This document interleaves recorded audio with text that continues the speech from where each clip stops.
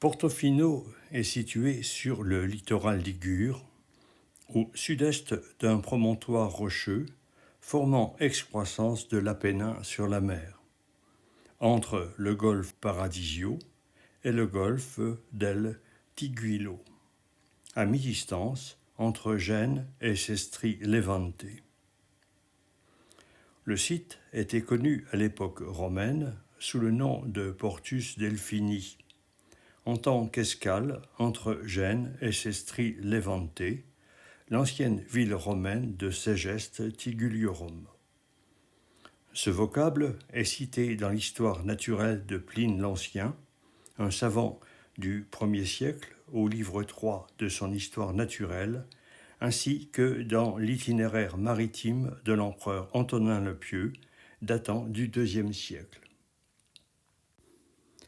L'itinéraire d'Antonin donne même la distance marine entre Genua et Portus Delphini, soit 16 000 romains, ce qui correspond exactement à la distance séparant actuellement Gênes de Portofino, soit 24 km.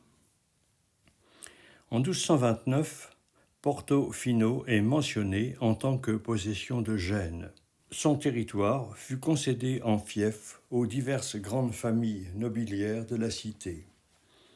Ainsi, il fut successivement inféodé aux Fregoso, aux Spinola, aux Fieschi, puis aux Doria. La domination génoise cessa en 1797, quand Bonaparte incorpora Portofino à la République ligure. Depuis lors, l'histoire de Portofino se confondit avec celle du reste de l'Italie. Ce rôle d'étape portuaire s'explique aisément quand on considère le site de Portofino sur cette carte du XVIIIe siècle. Portofino est établi au fond d'une baie profonde, abritée par un amphithéâtre de montagnes et surtout par une presqu'île qui la protège des vents marins venus du nord et crée un mouillage sûr. En outre, une large plage permet de tirer les bateaux à sec si nécessaire. Cette carte montre également l'aspect du village. Il est structuré autour de sa plage, constituée en tant que place principale, et s'étend de part et d'autre le long de la baie.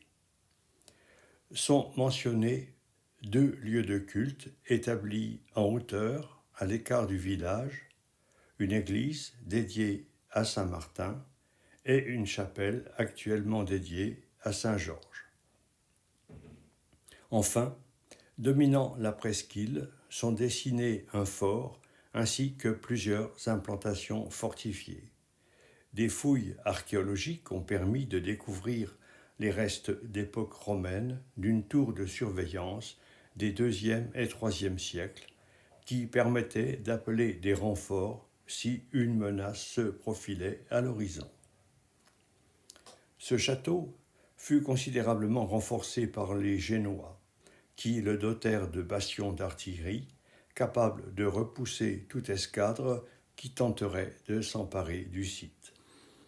Ainsi, Portofino était devenu un des points d'appui défensif de la République de Gênes sur la côte ligurienne, avec Ventimille, Oneglia, Savona, Rapallo et Porto Venere.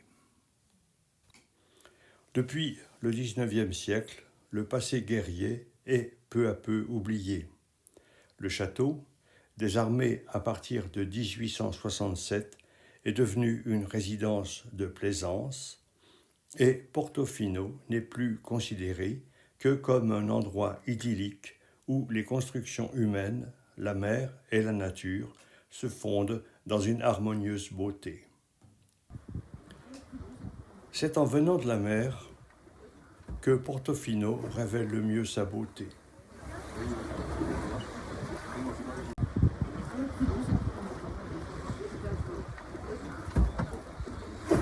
Sur la crête se dresse le château Braun, qui porte le nom du consul anglais qui racheta le château après son déclassement militaire. Le port est bordé de hautes maisons aux murs colorés et orné de motifs Renaissance et baroque.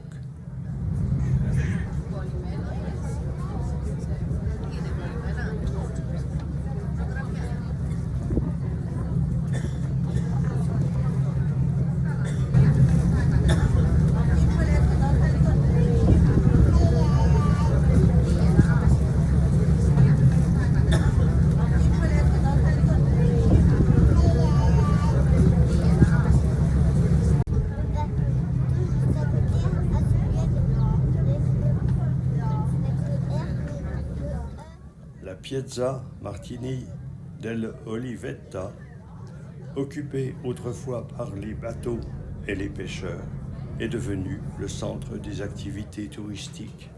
Pas comme nous. Ouais, c'est bien, Laurent. Ah, ouais. Non, mais ils sont Elles sont vachement bien. Non, ça nous fait la grande. Pas comme nous. Ouais, c'est bien, Laurent. Ah, ouais. Non, mais ils sont Elles sont pas bien. Non, elle est belle, elle est bonne. La deuxième, elle est belle. Ça, c'est-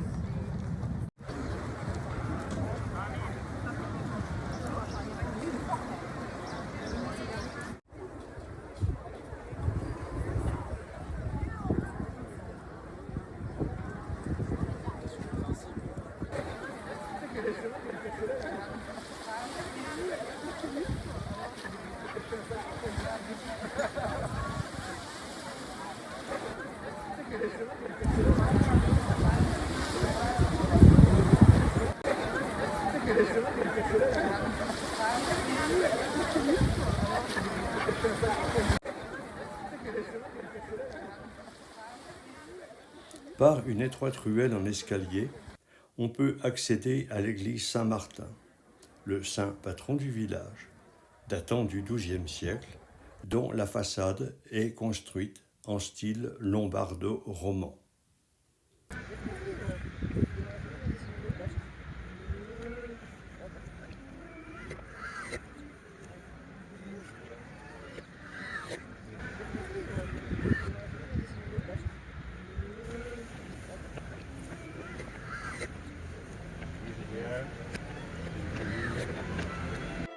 L'intérieur de l'église a été reconstruit au XVIIe siècle.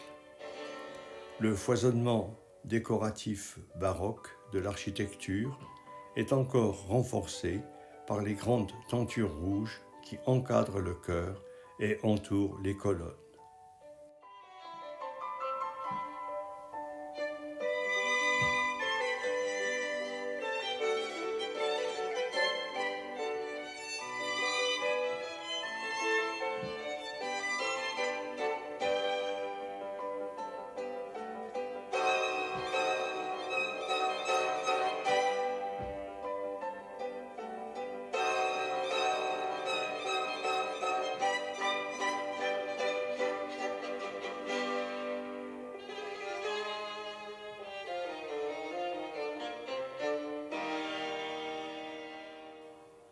Le plafond en berceau de la nef est peint avec de grands panneaux qui racontent l'histoire de Saint-Martin.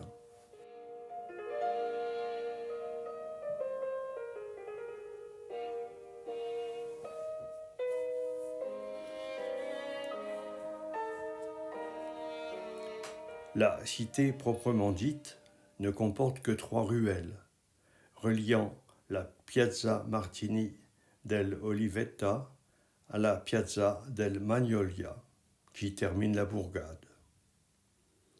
Une de ces 3 ruelles, la Via Roma, est bordée d'un oratoire de confrérie dédié à l'Assomption de Marie, à l'intérieur duquel on peut voir 2 lourdes croix de plus de 100 kilos portées lors des processions à la Saint-Georges.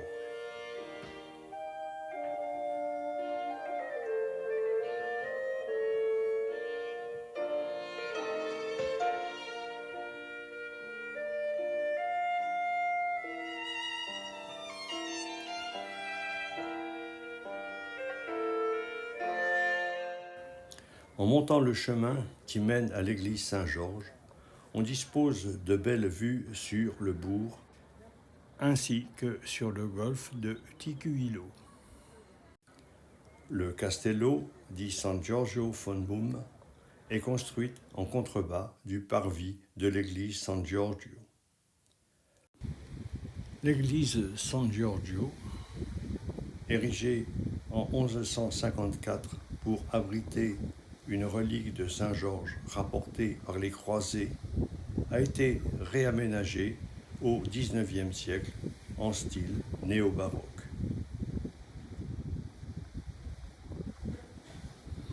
L'église San Giorgio domine une haute falaise de conglomérats usée et striée par l'érosion marine.